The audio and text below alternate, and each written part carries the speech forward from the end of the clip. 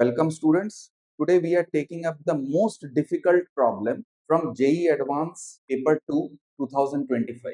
Why most difficult? Because only 0.35% of the students got it right and rest all of them got it wrong. So it should be an interesting problem. So let's see what this problem is all about. I have broken this problem into 5 stages. Okay. So there are 5 different actions happening. What happens?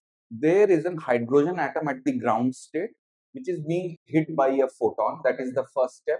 And this ionizes. So that is the second step. So energy is given to it. It takes up the energy. It ionizes. And the third step is releases a kinetic energy.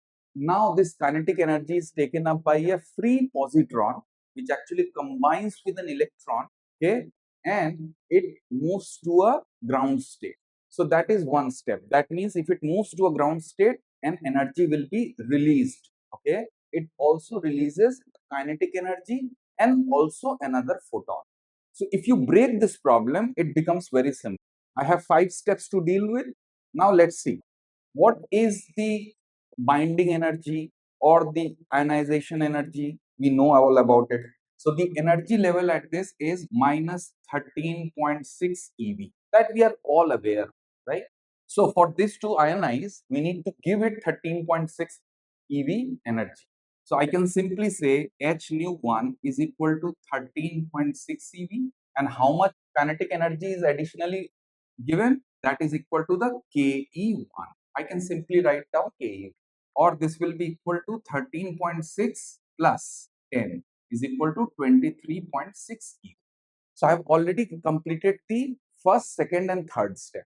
Now, interesting thing, positronium. Most of the people actually make the mistake here because they have not ever solved a problem with a positronium and maybe an anti-hydrogen or maybe a munonium or maybe a pionium, all these things. So what is a positronium? Positronium is actually kind of a electron and an anti-electron particle. Okay, both have the same mass. Only charge is different. If both have same masses, then the problem is kind of a different. Because in case of hydrogen, I know there is a proton which is at the nucleus and an electron is revolving around. But actually what happens in two mass systems, the rotation happens around the center of mass.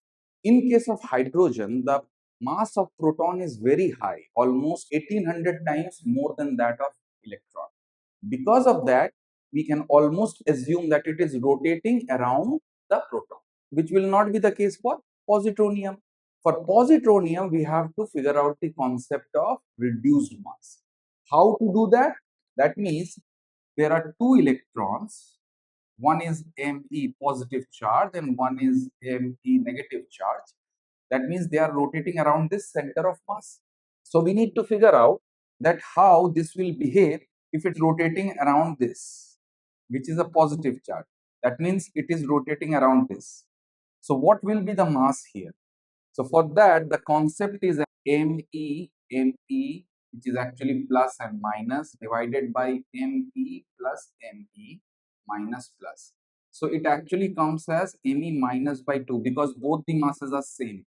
That means an electron rotating around the whole this length will have a mass of Me by 2, not the exact Me. So if it is Me by 2, that means the energy level will be different. The energy level for positronium here, it will be 1 by 2 times of what we have seen in hydrogen. If you remember, energy level value is given by Rydberg's constant, and Rydberg's constant is directly proportional to the mass of the electron. But now mass is half. So if mass is half, the energy level will be half of this, which is 6.8 eV. Now the problem is simpler.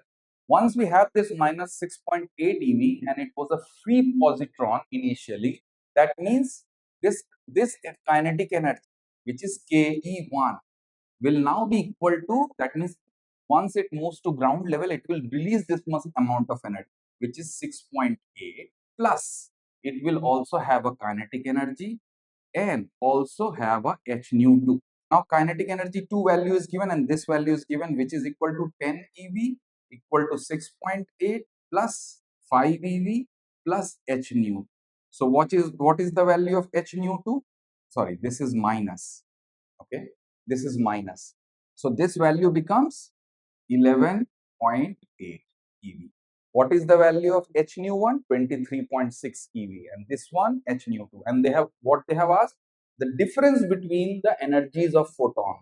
So difference is h nu 1 minus h nu 2 is equal to, that comes around 11.8. Okay, eV.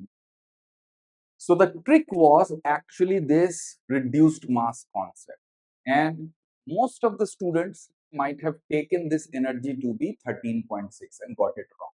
But if you understand the concept of how it rotates and what is the significant mass that we are actually talking about, then you won't make that mistake. But problem happens, but how can we avoid these kind of issues?